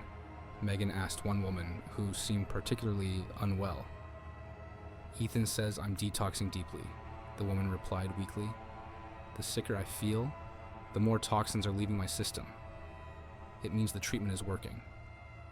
As the day progressed, Megan began to notice something disturbing about Ethan's treatment approach. His protocols seemed to be making his patients sicker rather than better, but he explained every worsening symptom as a positive sign of healing. "Your body is releasing decades of accumulated toxins," Ethan told a woman who could barely stand. "The intensity of your symptoms shows how much poison was stored in your tissues. We need to push through this phase to reach true health." Something about his explanation made Megan uncomfortable. She'd been feeling worse since starting his treatments too, but Ethan had convinced her it was part of the healing process. "Ethan," she said carefully, "shouldn't people start feeling better at some point? Some of these women look really sick." Ethan's expression shifted, and for a moment the compassionate mask slipped. "Healing requires sacrifice," he said with an intensity that made her skin crawl. "These women understand that. They're willing to suffer temporarily for permanent recovery." Megan looked around the room and realized the women weren't getting better. They were getting progressively sicker under Ethan's care. Their healing protocols seemed designed to weaken them rather than strengthen them. "I want to see your medical license," Megan said, her voice shaking. "I don't need a license to practice real medicine," Ethan replied coldly. "Licenses are just government control mechanisms designed to suppress natural healing. These women trust my wisdom over bureaucratic credentials. Megan felt ice-cold fear wash over her as she realized the truth. Ethan wasn't a licensed physician. He was a predator who used fake medical knowledge and manufactured hope to exploit chronically ill women. "You're not really a doctor," Megan said, backing toward the door. "I'm something better than a doctor," Ethan replied, moving closer with several of his weakened patients following. "I'm a true healer. These women understand that. They've surrendered their bodies to my guidance completely." Megan realized with horror that the women in Ethan's clinic weren't patients. They were victims of medical abuse who'd been gradually poisoned and isolated under the guise of natural healing. "What are you giving them?" Megan asked, looking at the IV bags and mysterious supplements scattered around the room. "Powerful detoxification protocols," Ethan said with disturbing pride. "Treatments that strip away the toxins and illusions that keep people trapped in sickness. Some of them have been purifying for months." "This isn't healing," Megan said. "This is poisoning." "This is transformation," Ethan corrected, reaching for what looked like a syringe. "And you're going to complete your healing journey, whether you understand it or not."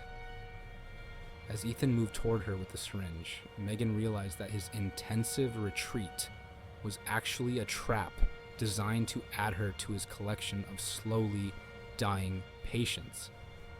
She grabbed a heavy crystal from Ethan's altar and swung it at his head with all her strength, then ran for the door while he stumbled backward. Behind her, she could hear the weakened women calling out about healing crises and detoxification, their voices barely audible. Megan burst out of the warehouse and ran to her car, her hands shaking as she started the engine. As she drove away, she saw Ethan appear in the doorway, still holding the syringe, watching her escape with cold calculation. She drove straight to the emergency room, where she told the medical staff about Ethan's illegal clinic and the women who were being slowly poisoned under the guise of natural healing. The doctors took her report seriously and immediately contacted authorities. When police raided Ethan's warehouse, they found evidence of an extensive medical fraud operation. The supplements contained dangerous substances, the IV treatments were contaminated with toxins, and hidden records showed that Ethan had been systematically poisoning chronically ill women while convincing them they were healing. Most disturbing was the discovery that several women had died under Ethan's care, their deaths attributed to healing crises rather than the medical abuse they'd actually suffered. Ethan was arrested and charged with practicing medicine without a license, assault, and multiple counts of manslaughter. During his trial, it was revealed that he'd been targeting chronically ill women through dating apps and support groups for over 4 years, using their desperation for healing to lure them into his deadly treatments. Megan spent months recovering from the toxins Ethan had given her, working with real doctors to undo the damage his protocols had caused. She learned that many of her worsening symptoms had been caused by the supplements and treatments he'd prescribed. "The scariest part," Megan told investigators, "is how much I trusted him. He seemed to understand my illness better than any real doctor, but he was actually making me sicker while convincing me I was healing." She eventually found legitimate medical help for her chronic illness, but she never forgot the lesson that predators often disguise themselves as healers. They find people at their most vulnerable when they're sick, desperate, and failed by conventional medicine, and offer hope that's actually a slow path to destruction. When Claire matched with Vincent Moreau on Hinge, she was immediately captivated by his artistic soul. His profile showed him painting in a sunlit studio, standing next to large, abstract canvases, and attending gallery openings with wine glass in hand. His bio read, "Fine artist and creative visionary. Believe art should challenge, provoke, and transform. Seeking a muse who understands that true beauty requires sacrifice. Looking for someone brave enough to be part of something eternal." His first message arrived during Claire's creative drought. She'd been struggling as a freelance graphic designer, feeling like her commercial work was killing her artistic spirit. Vincent's message felt like a call to her deeper self. I saw your portfolio link in your profile. Your design work shows technical skill, but I sense a caged artist beneath the commercial veneer. True art isn't about pleasing clients. It's about expressing the raw truth of human experience. Have you ever created something that scared you with its honesty? Claire stared at her phone, amazed by his insight. She had been feeling creatively suffocated, trapped between paying bills and pursuing her real artistic vision. Vincent's message felt like he could see straight through to her frustrated artist's soul. Their conversation flowed with an intensity that felt almost mystical. Vincent seemed to understand not just Claire's creative struggles, but exactly how to help her reconnect with her authentic artistic voice.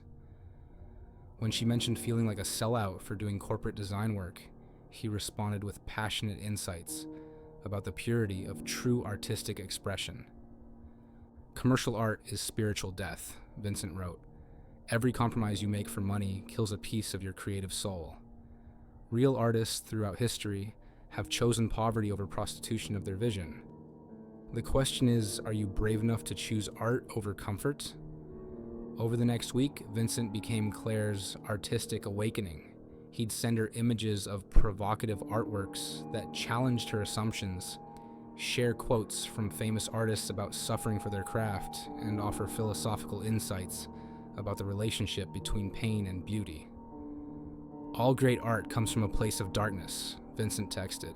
Happiness creates pretty pictures, but suffering creates masterpieces. Your comfortable life is keeping you from accessing your deepest creative truth. When Vincent suggested they meet at his studio to discuss her artistic development, Claire felt excited about the possibility of finally connecting with a serious artist. She'd been craving creative mentorship and intellectual stimulation about art beyond the commercial world. Vincent's studio was in a converted warehouse in the arts district, filled with dramatic lighting and the smell of oil paints and turpentine. Vincent was already there when she arrived, wearing paint-stained clothes and standing before a massive canvas covered in dark, swirling imagery. "Claire," he asked, turning with an intense, artistic gaze. "That's me," she replied, immediately feeling the creative energy of the space. The studio was exactly what Claire had imagined a real artist's workspace would look like. Canvases stacked against walls, brushes and paints scattered across tables, and dramatic sculptures emerging from shadowy corners. Vincent's work was powerful and disturbing, filled with images of human figures in various states of anguish and ecstasy. "Your work is incredible," Claire said, studying a painting that seemed to capture raw human emotion in brushstrokes. "Art should disturb the comfortable and comfort the disturbed," Vincent replied, watching her reaction carefully. "Most people can't handle true artistic vision. They want pretty pictures that match their furniture." As they talked, Vincent began sharing his philosophy about art and suffering. He believed that great artists had to experience profound pain to create meaningful work, that comfort and happiness were the enemies of authentic expression. "Look at the masters," Vincent said, gesturing to reproductions of famous paintings on his walls. Van Gogh, Caravaggio, Basquiat, they all understood that art requires sacrifice. They gave everything, including their sanity and their lives, for their vision. 3 hours passed without Claire noticing. When Vincent suggested she pose for some preliminary sketches, she felt honored to be part of his artistic process. As he drew her, Vincent talked about the relationship between artist and muse, how the greatest artworks in history had been born from intense, creative partnerships. "You have something special," Vincent said, his eyes moving between Claire and his sketchpad. "A quality that could inspire truly significant work, but it would require commitment, real dedication to the artistic process." As the afternoon progressed, Claire found herself completely absorbed in Vincent's artistic world. He spoke about art with a passion and knowledge that made her feel like she was finally in the presence of a true, creative genius. "I'd love to work with you more," Vincent said as the session ended.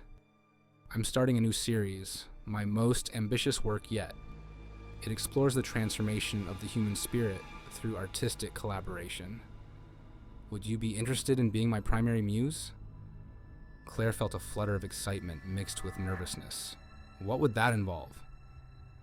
"Complete immersion in the creative process," Vincent replied with intensity. "Art isn't a hobby or a side project. It's a way of life. My muses become part of the work itself, living embodiments of artistic vision." Over the next few weeks, Claire became increasingly involved in Vincent's artistic world. She'd spend hours at his studio, posing for paintings and sculptures, discussing artistic philosophy, and gradually adopting his views about the relationship between suffering and creativity. "You're changing," Vincent observed during one of their sessions. "I can see the commercial conditioning falling away, revealing your true artistic nature underneath." Claire's friends began expressing concern about how much time she was spending at Vincent's studio, and how her personality seemed to be changing. "You've become so serious and dramatic," her best friend Amy said during one of their coffee dates. "All you talk about anymore is suffering and artistic sacrifice." "You wouldn't understand," Claire replied, feeling frustrated by Amy's lack of artistic sophistication. "Vincent is helping me access deeper levels of creative truth. Not everyone can appreciate that kind of intensity." "Just make sure you're not losing yourself in someone else's vision," Amy warned. But Claire felt like she was finally finding herself. Vincent was helping her understand concepts about art and creativity that she'd never encountered, pushing her to explore emotional territories that felt revolutionary. When Vincent suggested she quit her design work to focus full-time on their artistic collaboration, Claire was tempted. "Commercial work is poisoning your creative spirit," Vincent said. "Every day you spend designing logos and websites is a day stolen from your true artistic potential. Real art requires complete dedication." Claire was flattered by Vincent's confidence in her artistic abilities, though something held her back from making such a dramatic change. She'd worked hard to build her freelance business, and giving it up felt like a bigger risk than she was ready for. It wasn't until their 2-month anniversary that Claire began to feel the first real stirrings of unease. Vincent had invited her to what he called an artistic transformation ceremony at his studio. When she arrived, she found the space dramatically altered, canvases covered in dark imagery, strange sculptures that looked almost ritualistic, and an atmosphere that felt more occult than artistic. "Welcome to the next phase of our collaboration," Vincent said, leading her to the center of the studio, where he'd set up what looked like an altar surrounded by his most disturbing paintings. As the evening progressed, Claire began to notice something troubling about Vincent's artistic philosophy. His obsession with suffering and sacrifice seemed to go beyond metaphor. He appeared to believe that real physical and emotional pain was necessary for authentic artistic expression. "True art requires blood," Vincent said with disturbing intensity, showing her paintings that seemed to incorporate actual bodily fluids. "The greatest masterpieces in history were created through genuine anguish, real sacrifice of flesh and spirit."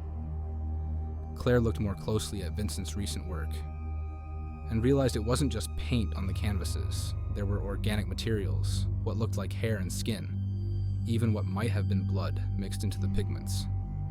"Vincent," she said carefully, "what exactly are these paintings made of?" "The essence of my muses," Vincent replied with pride. "Each woman who's worked with me has contributed something permanent to the art. Their pain, their beauty, their very substance becomes part of something eternal." Claire felt ice-cold fear wash over her as she realized what Vincent was implying. His artistic collaborations weren't just about posing and philosophical discussions. They involved taking physical pieces of his muses to incorporate into his work. "Where are your other muses now?" Claire asked, looking around the studio with new eyes. "They're here," Vincent said, gesturing to the paintings and sculptures around them. Immortalized in art, their beauty preserved forever. They understood that true artistic legacy requires the ultimate sacrifice. Claire realized with horror that Vincent's studio wasn't just filled with artwork. It was filled with the remains of women who'd been convinced to sacrifice themselves for his artistic vision. The paintings contained actual human materials.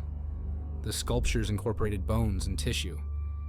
And Vincent spoke about his muses as if they were art supplies rather than people. "This isn't art," Claire said, backing toward the door. "This is murder." "This is immortality," Vincent corrected, moving closer with what looked like surgical instruments. "These women live forever in my work, their beauty captured at its peak, their essence transformed into something greater than mere human existence." As Vincent advanced with the instruments, Claire realized that his transformation ceremony was actually a ritual designed to add her to his collection of human art materials. She grabbed a heavy sculpture from a nearby pedestal and swung it at Vincent's head with all her strength, then ran for the door while he stumbled backward. Behind her, she could hear him calling out about artistic vision and eternal beauty, his voice echoing through the warehouse. Claire burst out of the building and ran to her car, her hands shaking as she started the engine. As she drove away, she saw Vincent appear in the studio doorway, still holding the surgical instruments, watching her escape with cold artistic calculation. She drove straight to the police station, where she filed a report about Vincent's studio and the evidence of human remains in his artwork. The officers took her statement seriously, especially when she described the organic materials and Vincent's claims about his missing muses. When police searched Vincent's studio, they found evidence of multiple murders disguised as artistic expression. The paintings and sculptures did indeed contain human remains, and hidden files contained detailed records of dozens of women Vincent had lured into his artistic world over the years. Most disturbing was the discovery of a basement area where Vincent had been keeping some of his muses alive, while slowly harvesting materials from their bodies for his artwork, convincing them that their suffering was creating something beautiful and eternal. Vincent was arrested and charged with multiple counts of murder, kidnapping, and desecration of human remains. During his trial, it was revealed that he'd been targeting aspiring artists and creative women through dating apps and art communities for over 6 years, using their desire for artistic meaning to lure them into his deadly studio. Claire spent months in therapy, working to process the horror of what she'd almost become part of. She learned that Vincent had no formal artistic training. His knowledge came from studying the techniques of serial killers who'd used art as a cover for their crimes. "The scariest part," Claire told investigators, "is how much I wanted to believe in his artistic vision. He made suffering for art seem noble, meaningful. I almost let him turn me into a literal work of art." She eventually returned to her design work with a new appreciation for commercial creativity and normal human relationships. But she never forgot the lesson that predators often disguise themselves as visionaries. They find people hungry for meaning and artistic purpose, then offer them the chance to be part of something eternal, without mentioning that the eternity they're offering is death.